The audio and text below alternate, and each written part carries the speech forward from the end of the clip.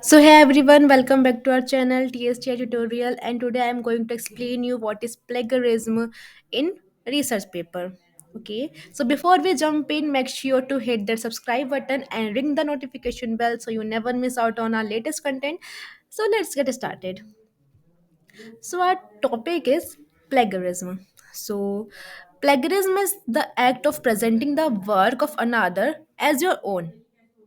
If you use the work of someone else and either knowingly or inadvertently claim it as your own creation, you are committing an act.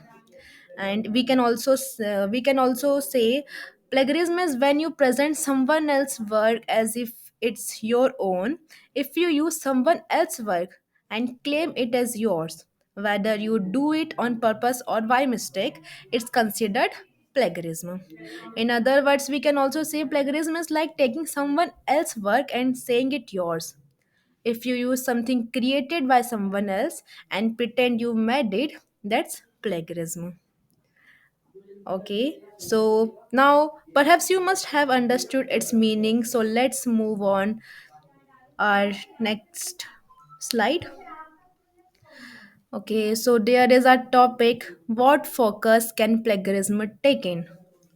So this topic means that how can plagiarism show up or how it's happened. So the first topic is word for word copying of another work without properly acknowledging the source of the information. This point wants to say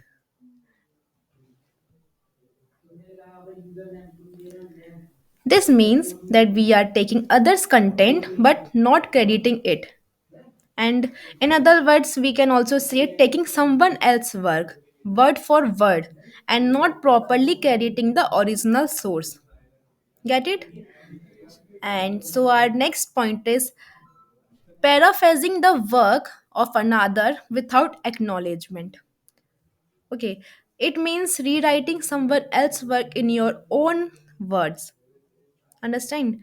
It means rewriting someone else's work in your own words without giving them proper credit or acknowledgement.